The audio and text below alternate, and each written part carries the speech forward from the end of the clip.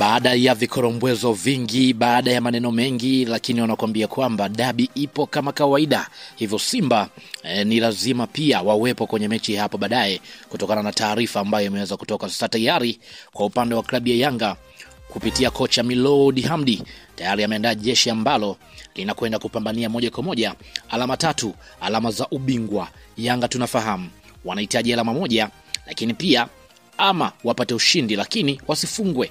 Endapo akafungwa mambo yatakuwa magumu kwa upande wao. Sasa tayari mwalimu Miloud Hamdi ameshaandaa jeshi lake ambalo linakwenda kupambania alama 3.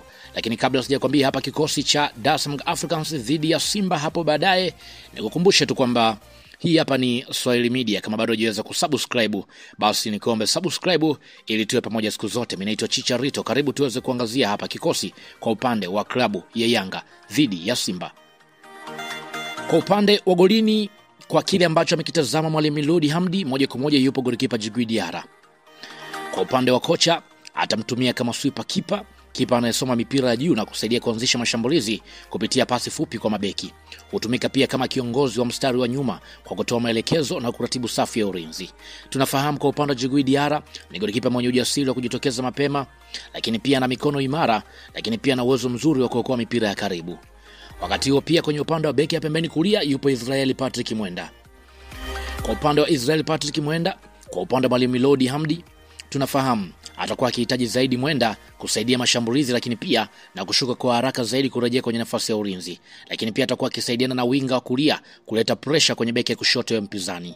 Tunafahamu kwa upande wa Israel Patrick Mwenda ana kasi nzuri na nguvu ya kupandisha mipira, lakini pia upige cross zenye akili na ana nidhamu nzuri ya ulinzi.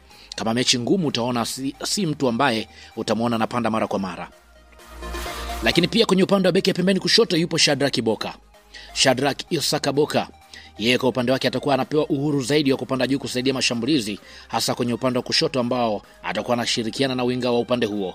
Lakini pia atakuwa na majukumu makubwa ya kuziba mianya ya nyuma ya kiungo kushoto anapokuwa mbele. Tunafahamu kwa upande wa Shadrack Boka, yeye kulingana na kimo chake ambacho ni mrefu zaidi, lakini pia ana uwezo mzuri wa kushinda mipira ya juu, lakini pia ana stamina nzuri, lakini kasi yake imekuwa ni nuru kwa upande wa klabu ya Yanga. Lakini pia kwa upande wa mabeki wa katikati yupo Dickson Job. Kwa upande wa Dickson Job, kitu kikubwa zaidi ambacho atakuwa anakifanya ni kuchukua jukumu la kucheza kama beki wa kati, lakini pia atakuwa akisogea kulia kama winga wa pembeni kulia, akiwa tunasema kwamba beki wa pembeni akiwa amepanda, lakini pia atakuwa anasimama imara zaidi kwa kuziba washambuliaji. Lakini pia tunafahamu kwa upande wa Dickson Job sifa yake kubwa ni mmoja ya beki ambaye amekuwa akianzisha mashambulizi kupitia pasi ndefu na fupi, lakini pia ni mchezaji mwenye utulivu pale ambapo kunakuwa na pressure. Wakati huo pia Ibrahim Baka atakuwa akisimama kwenye eneo la beki ya kati pia akisaidiana na Dickson Job. Tunafahamu atakuwa na jukumu la kuratibu safu ya ulinzi na kuunganisha mabeki wote pamoja na viungo, lakini pia tunafahamu anakuwa anacheza mara nyingi kama beki wa mwisho kulingana na vile ambavyo amekuwa anacheza. Ana uzoefu, lakini pia mahusiano mazuri na ana uwezo wa kusoma mchezo. Ni mzuri kwa mipira ya aina yote, hasa pia kwenye tackling. Lakini pia nikienda kutizama kwenye upande wa viungo wawili wale wa juu, ni mfumo wa 4-2-3-1. Yupo Khalid Aucho. Kwa upande wa Khalid Aucho tunafahamu ni nguzo ya katikati ya uwanja, ni mchezaji ambaye amekuwa anazuia mashambulizi ya wapinzani kabla hajafika kwa mabeki, lakini pia husaidia kuratibu uhamishaji wa mipira kutoka kwenye ulinzi kwenda kwenye kushambulia. Tunafahamu ni kiungo ambaye amekuwa ni mvumilivu, lakini pia amekuwa na uwezo mzuri wa kupokonya mipira na ana stamina kubwa kule kweli, lakini pia ana maamuzi ya haraka na anapiga pasi za uhakika.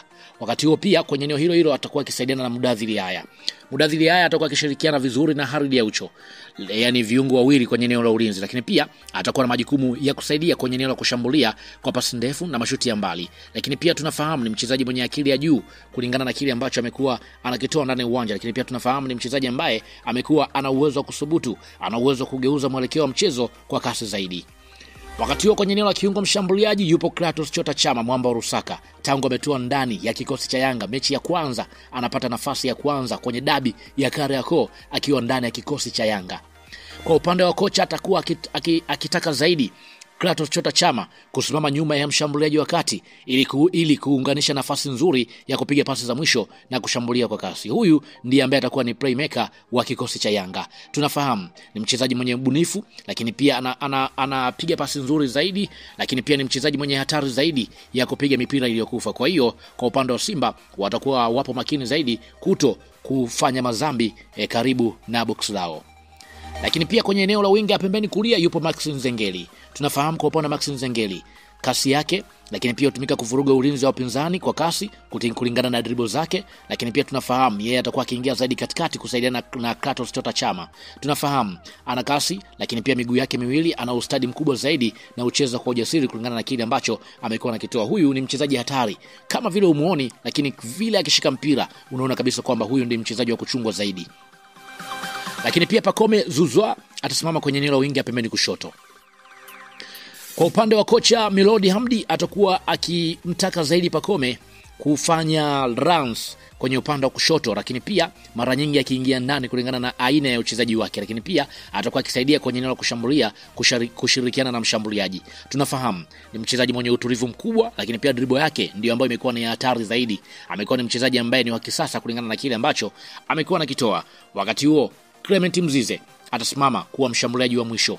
Kulingana na aina ya mfumo wake wa 4-2-3-1, yeye atakuwa ndo mshambuliaji wa mwisho. Atakuwa na jukumu la kuweza kupunguza pressure kwa timu na kutafuta nafasi za kufunga. Tunafahamu ana nguvu, lakini pia ana uwezo kupambana na mabeki wa aina yoyote, lakini pia ana jicho la goli. Kwa hiyo hivyo ndivyo ambavyo mwalimu atakuwa akihitaji kwa upande wa Mzize acheze. Maana kwamba hicho ndicho kikosi kwa upande wa klabu ya Yanga dhidi ya Simba.